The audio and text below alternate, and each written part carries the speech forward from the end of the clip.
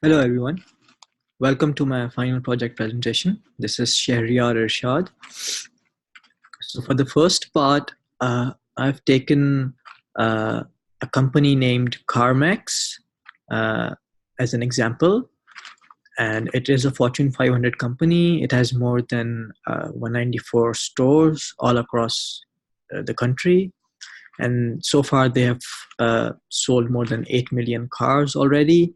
Uh, you can buy cars from them online as well, and you can get it delivered to your nearest store no matter where it is situated actually. um, their competitors are Carvana and AutoNation. These are just the two I'm mentioning. I'm sure there are a lot more there out there. So the first technique I would like to recommend is that uh, since they already have all the existing data from their previously sold cars, they can easily use different properties for those cars as variables and then feed them into a regression model and also provide them the actual output values for the price of that car, which can help them to predict prices for new cars, uh,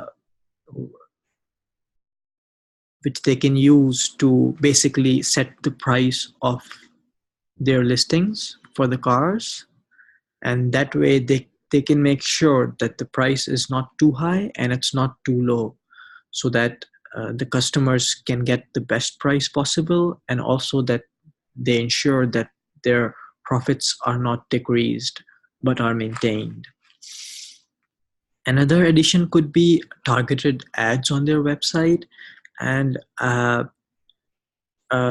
although this could be done using traditional programming methods, but with machine learning, it's more accurate and it's more scalable. So how it works is that uh, uh, not all the website visitors would be looking for the same thing, right? Someone would be looking to buy a new car, someone would be looking to buy an old car. Similarly, someone would require some kind of maintenance, or maybe someone is just there to, do some research. So with predictive analysis, the advantage is that each customer will get ads for what they are specifically looking for. So, for example, a first time user can be shown with a New Year's special deal or something like that, and someone who's on the services page could be shown with options of maintenance packages, or someone looking for cars, just like on websites when you see that when you're looking for at a specific item, you could see the recommendations right there too. So that's actually uh, how machine learning does it. Another important addition could be the use of chatbots. This way, customers can easily interact with chatbots and can get all the information they require without having to go through with the long wait times on the customer representative lines. And that is it from part one. Uh, So in part two, I'm going to talk about uh, the history of artificial intelligence, mainly focusing on the modern, developments. Uh, so basically, by 1950s, like there was not much of artificial intelligence present there. So Alan Turing was the first person who basically explored the possibility of artificial intelligence, and he suggested that if humans can do something, why can't machines do the same thing? So that was when the logical framework was put forward for artificial intelligence. Uh, and the first time the name artificial intelligence came forward was in 1956. And after that, between 1957 and 1974, AI flourished a lot. So we can see in this picture, this shows AI history from 1930 until 2000. So we can see here this line shows us that it started increasing after 1960s and went really high right before 1990s, and then started going down around 2000s. Then a few years ago, huge companies like Amazon, Google, and Microsoft, they started showing more interest in machine learning.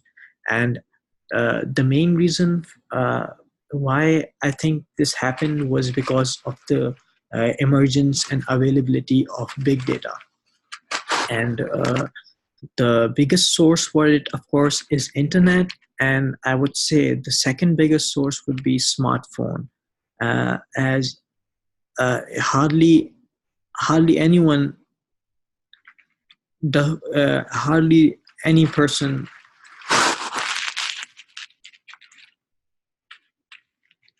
these days don't own a smartphone. So that is one of the biggest source of data these days, which is why in recent years, AI and machine learning has taken a huge boost.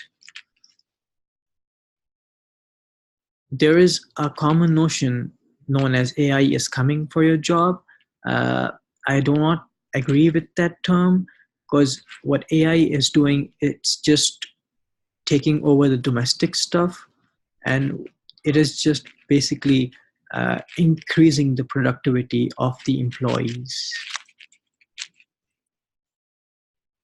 For question 2.2, I'm going to discuss three different sectors and the impacts of big data and machine learning on them. The first sector I'm going to discuss is the medicine sector.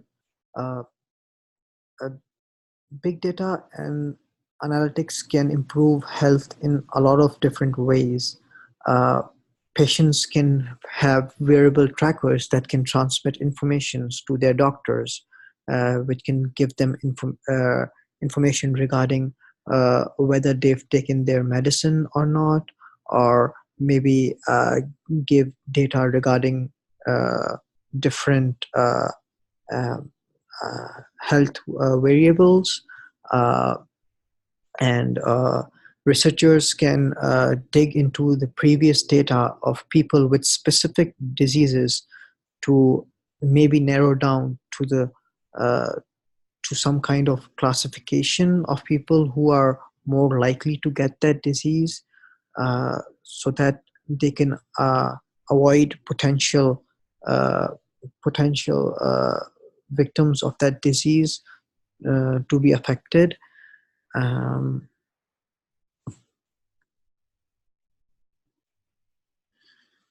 The second sector I'm going to speak about is retail. Uh, uh, for retailers, it's very important that they provide the customers whatever they want, and not only provide them, but provide them in a timely manner too. So machine learning and big data can play a huge role in this. Uh, Also, uh, uh,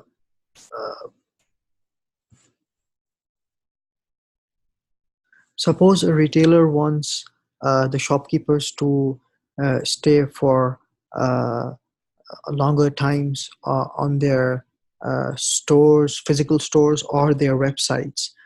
They can use big data and analytics to provide users with exciting material, uh, especially targeted to them, so that they would uh, be more excited and spend more time on their website or in their stores.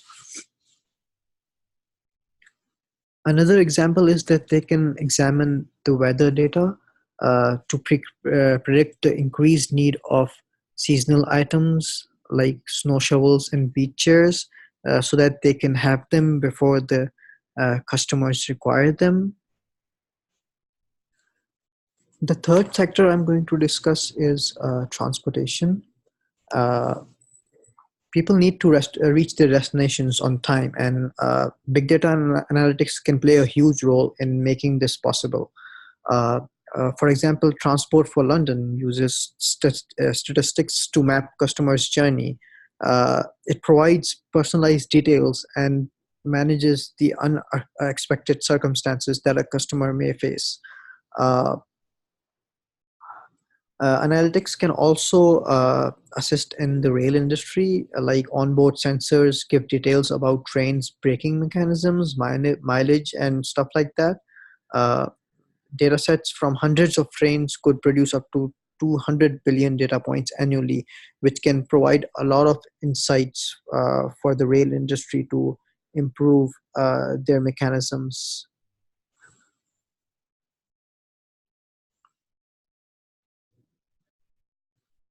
In question 2.3, I'm going to discuss the different types of machine learning algorithms. So there are three types: supervised learning, unsupervised learning, and semi-supervised learning. So in supervised learning,